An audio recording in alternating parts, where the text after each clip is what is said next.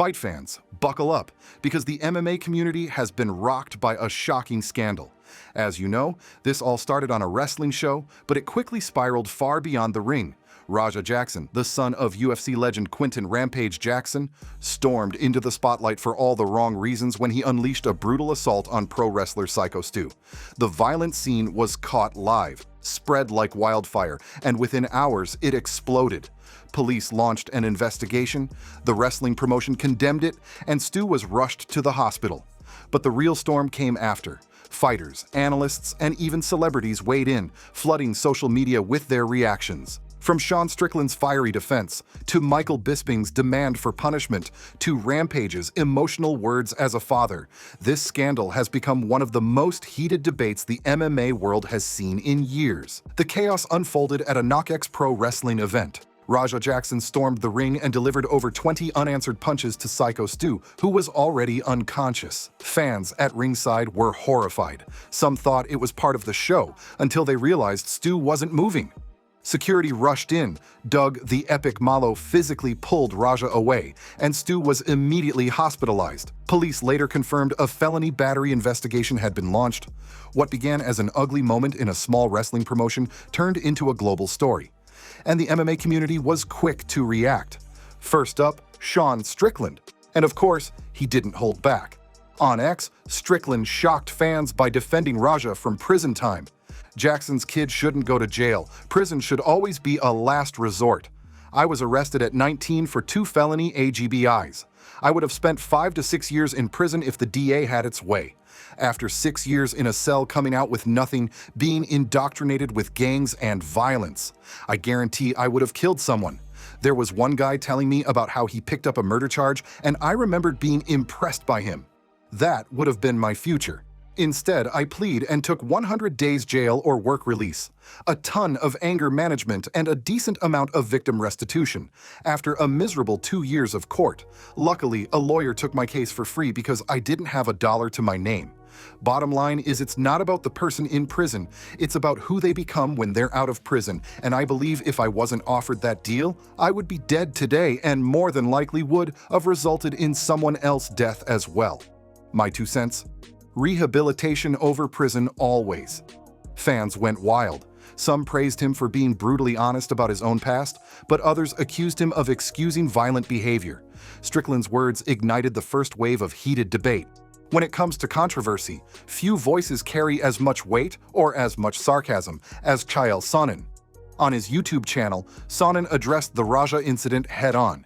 In his words, fans clipped the segment and spread it across MMA Twitter, praising Chael for saying what many were thinking.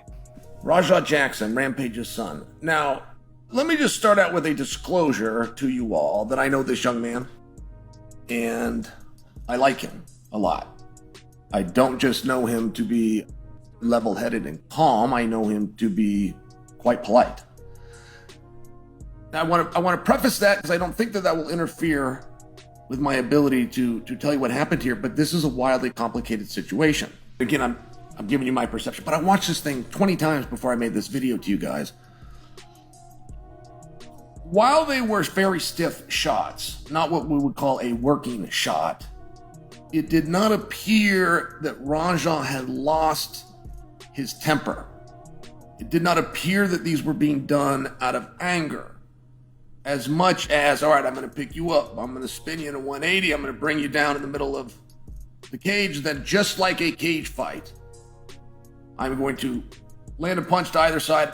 Whatever's supposed to happen after that. There was a couple of guys there, a referee, another wrestler, perhaps the boys step in, we'll never know.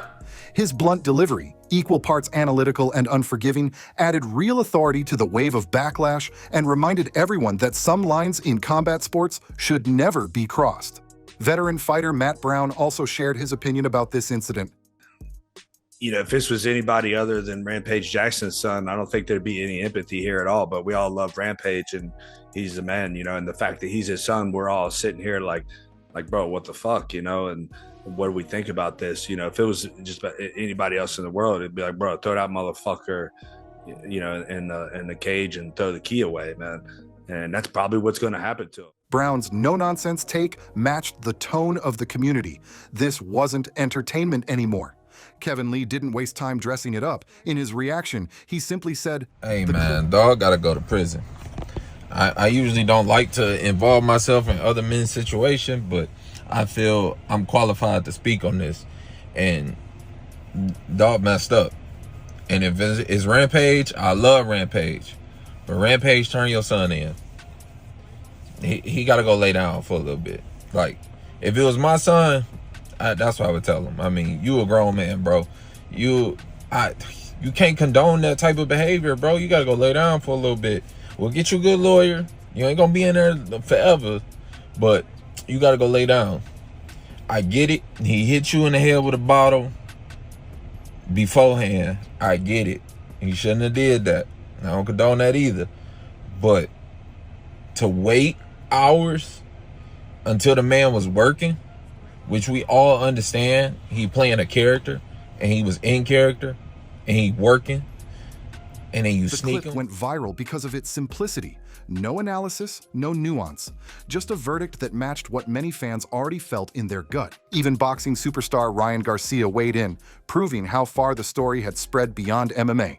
On social media, he posted, "I would not make this a race thing. I'm just stating this was wrong. I don't care how try to spin it. Streaming culture is getting out of hand. It makes people make irrational decisions, BC. They know people are watching.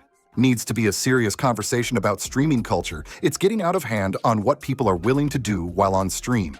This is probably the worst thing I've watched in a minute. What was bro thinking, like seriously?"